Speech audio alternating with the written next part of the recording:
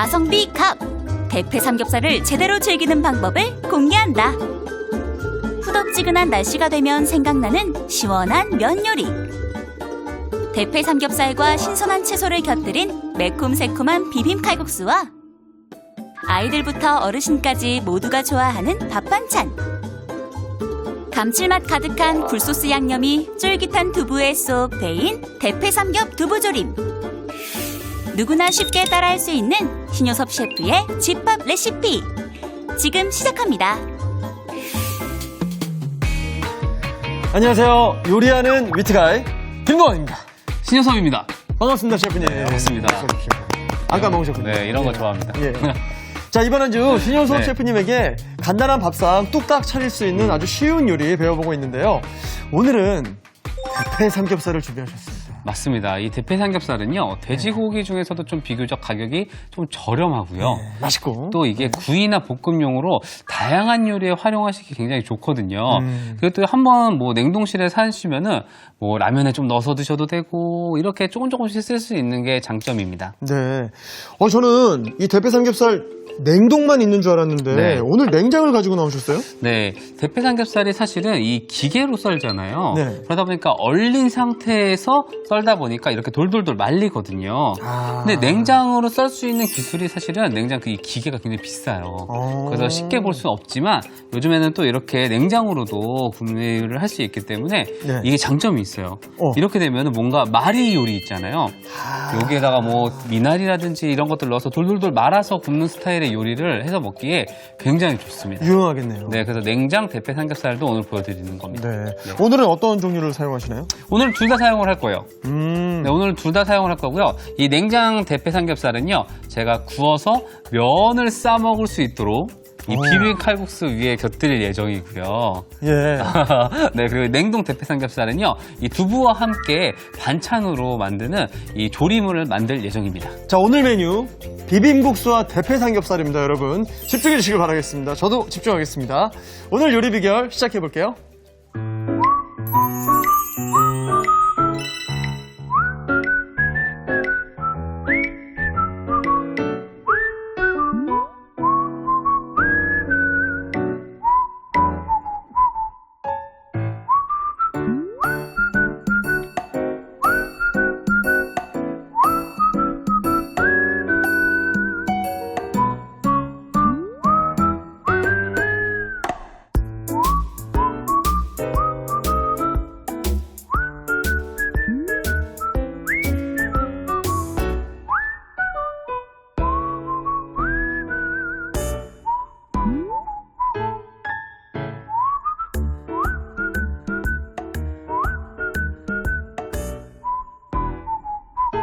자, 오늘 비빔국수와 대패 삼겹살인데요. 첫 번째 요리가 네, 비빔 칼국수예요. 맞습니다. 예. 요거는 제가 사실은 조금 요즘에 빠져서 예. 이게 국수 소면도 굉장히 좋잖아요. 예. 근데 칼국수처럼 약간 두께감이 있는 면하고 같이 먹으니까 이 씹는 느낌이 너무 좋더라고요. 아, 이거 굉장히 생소한데. 네. 예. 어떤 재료부터 손질할까요? 네, 일단은요, 여기에 들어가는 거는 그냥 저는 푸릇푸릇한 것과 식감이 좋은 채소들을 좀 먼저 손질하겠습니다. 자, 먼저 양배추예요. 네. 자, 양배추를 먼저 최대한 얇게. 야, 이거 돈가스 집에서 보던 두께입니다. 손으로 이거를. 네. 자, 이렇게 썰어 주시고요. 썰은 거를 바로 물에다 넣을게요. 네, 식감도 살리고요. 가지고 있는 뭐 약간의 그 양배추도 살짝 아랫맛이 있거든요. 같이 뺄게요. 물에다가 먼저 넣겠습니다. 네. 자, 이렇게 넣고요. 자, 그리고 여기에 양파도 최대한 얇게 해주시면 아무래도 좀 덜 맵겠죠. 네. 생채소이기 때문에 좀 얇게 썰어주시는 게 좋아요. 만약에 칼질이 좀 어렵다 하시면은 그 채칼을 이용하셔도 돼요. 아, 이 네. 슬라이서. 네, 슬라이서에다 하셔도 되고요. 마찬가지로 차가운 물에 넣도록 하겠습니다. 이거 뭐 같이 쓸 거니까 같이 넣으시는군요. 네, 같이 써서 믹스해서 올릴 거라서 같이 넣으셔도 되고요. 오이. 저는 오이를 약간 돌려깎기 해서 가운데 있는 심을 제거하고 사용하겠습니다. 두꺼운 돌려깎기로 그때 네. 것만 쓰시는 거죠? 단단한 부분만. 그렇죠. 그러면 아무래도 씹는 느낌이 굉장히 좋기 때문에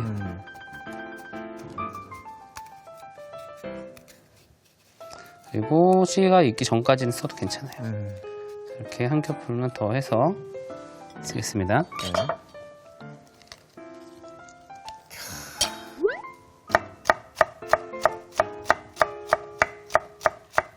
최대한 비슷한 식감이 날 수 있도록 곱게 채를 썰어주세요. 이런 거에 만약에 좀 어렵다, 채칼 쓰세요. 이거는 뭐 슬라이서 말고 그냥 채칼로 그럼요. 해서 하셔도 됩니다. 무리하지 마십시오. 제발. 네. 요리를 하는 게 중요한 거죠, 하는 게. 자, 그리고 이것도 마찬가지로 넣고요. 아, 오이도 물에 넣어줘야 되나요? 네, 같이 넣어서 해주시면 되고요. 제가 일단 대파는 미리 조금 채를 쳐놨어요. 근데 요즘에는 뭐 마트에 가시면은 이 파절이 하는 용도로 많이 나오잖아요. 맞아요. 그런 거 쓰셔도 되고요. 아니면 대파를 얇게 썰어서 같이 물에다가 담그도록 하겠습니다. 야, 근데 파절임용 파보다 더 얇게 썰어놨습니다, 지금. 그죠. 자, 이렇게 가볍게 물에서 섞어주세요. 너무 오래 담그면은 양파가 너무 얇게 썰었기 때문에 약간 투명해지거든요. 그렇게까지 오래 잊지 마시고요. 이렇게 가볍게 모든 재료가 섞이도록 한번 잘 저어서 물기만 빼주시면 돼요. 네. 재에 받쳐서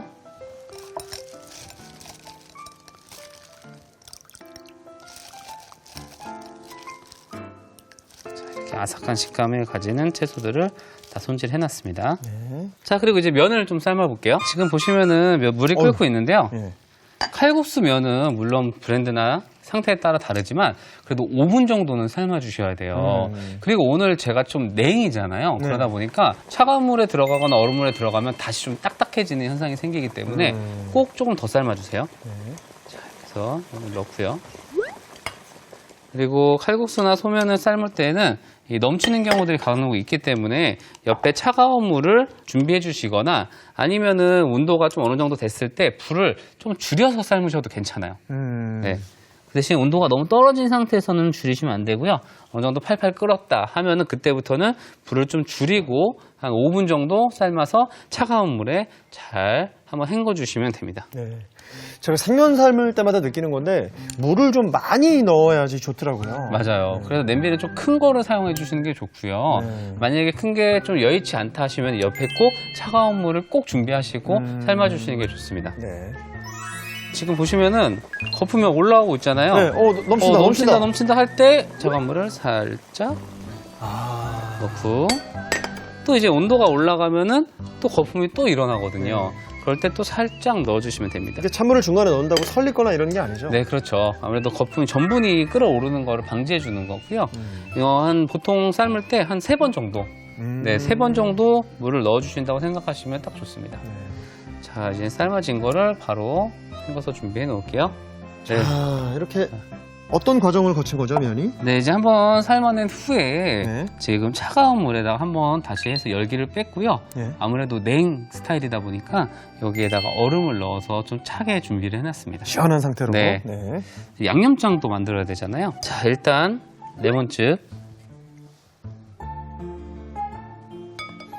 설탕, 자, 그리고 물엿, 네.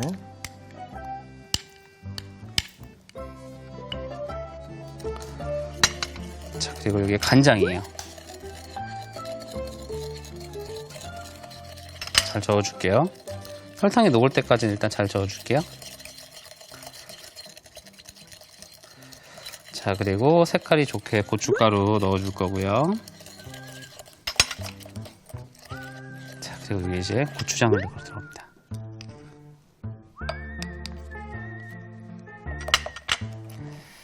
제 친구가 가르쳐준 레시피 중에서는 초고추장에다가 설탕만 추가해서 하는 게 있는데 프로시네요. 네. 네. 완벽한 프로이십니다. 간편하게 뭐 네. 그렇게 할 수도 있는 건데 그렇죠. 요건 좀 더 깊은 맛이 나는 거죠. 네, 아무래도 그렇게 드시면은 이제 초고추장의 맛이 좀 강하다 보니까 조금 이제 조절하기가 좀 어려운데요. 집에서는 뭐 그렇게 하셔도 좋고 네. 아니면은 이렇게 저처럼 직접 만들어 쓰시는 것도 좋습니다. 자, 다진 마늘 넣어주고요.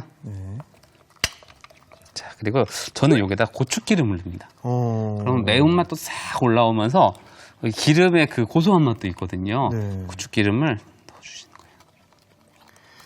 확실히 이렇게 노력을 기울이면 맛이 풍부해지겠어요. 그렇습니다. 잘 저어주시고요. 레몬 주스가 들어갔지만 여기에 또 신맛, 톡 쏘는 신맛이 들어가면 좋잖아요. 예. 그래서 여기에 식초를 좀 넣어주는데요. 식초는 절반만 넣어주고 나중에 맛을 보시고 상태에 따라서 넣어주시는 게 좋습니다. 요 양념도 좀 숙성이 되는 게 좋죠. 그렇죠. 사실 이렇게 만들어 놓으시고요. 뭐 좀 많이 만들어 놓으신 후에 냉장실에 그냥 보관을 하시면은요 너무 좋아요. 근데 이 다진 마늘이 들어가면 이게 과숙성이나 과발효가 되는 경우들이 좀 있어요.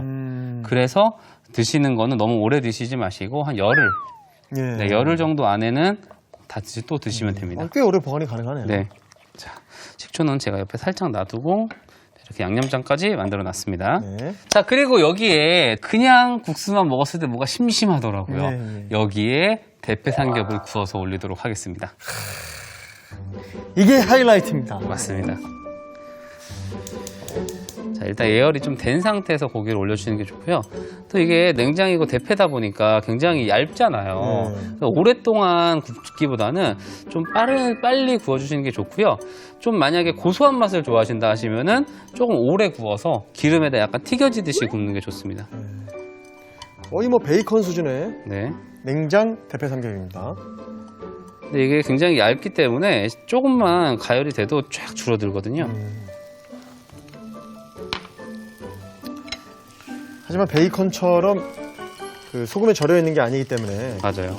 또 그 맛을 싫어하시는 분들도 계십니다.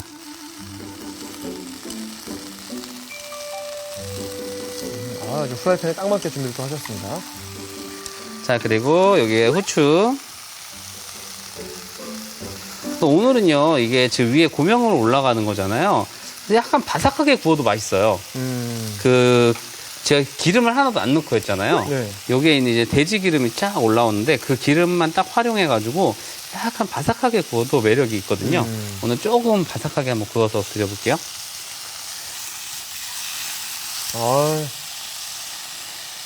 냉동과 다르게 뭔가 그 고기 육질이 그대로 살아있는 게 좀 보입니다. 육즙도 좀 머금고 있고. 아, 촉촉하네요. 네. 왜 아버님들도 집에 이렇게 주말에 계실 때 딱 비빔국수가 생각나거든요. 요즘 딱 그럼요.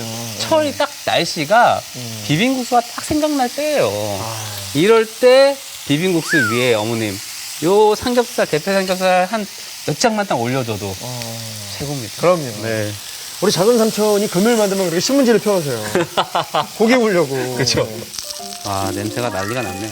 드시면 안 됩니다. 자, 이렇게 이제 먼저 구워진 거는 살짝 기름을 살짝 뺄게요.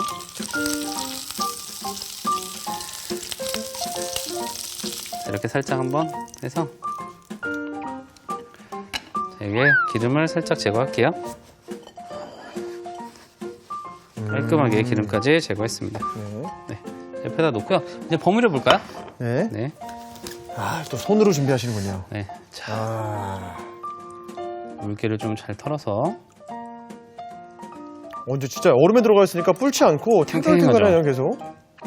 이게 우동면이나 뭐 이런 것도 좋은데 칼국수면이 이런 거 할 땐 아주 제격입니다. 준비해놓은 양념장 자 넣고요.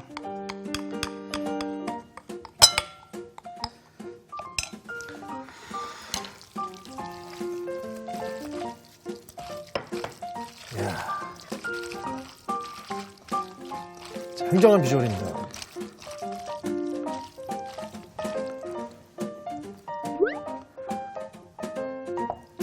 바로 그냥 플레이팅 들어가네요. 네. 요거는 제가 크게 하나 만들어서 나눠 먹죠. 예. 색깔이. 자, 그리고 저희가 물에 좀 담가놨었던 채소들 있죠. 이 채소도 여유 있게 올려주세요. 자, 여기. 자, 그리고 구워놓은 삼겹살을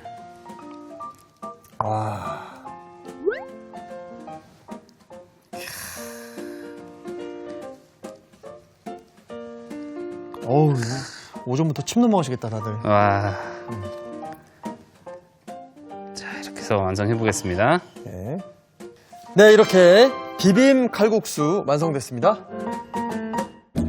오늘의 요리 비빔 칼국수를 요약해 보겠습니다. 먼저 양배추, 양파는 얇게 채 썰어 찬물에 헹궈줍니다. 오이도 돌려 깎은 뒤 겉부분을 채 썰어 찬물에 헹궈주세요. 채 썬 대파도 찬물에 헹군 뒤 모든 채소를 채에 받쳐 물기를 빼줍니다. 끓는 물에 칼국수 면을 넣고 끓기 시작하면 두세 번 정도 찬물을 부어가며 5분 정도 삶아주세요. 레몬즙, 설탕, 물엿, 국간장, 고춧가루, 고추장, 다진 마늘, 고추기름, 식초를 섞어 양념을 만들어주세요. 팬에 냉장 대패 삼겹살을 앞뒤로 구워가며 후춧가루, 소금을 뿌려줍니다. 그런 다음 구운 대패 삼겹살은 키친타올에 얹어 기름을 제거해주세요. 칼국수 면에 양념을 넣고 버무린 뒤 마지막으로 비빔 칼국수 위에 채 썬 채소, 대패 삼겹살을 얹어주면 비빔 칼국수가 완성됩니다.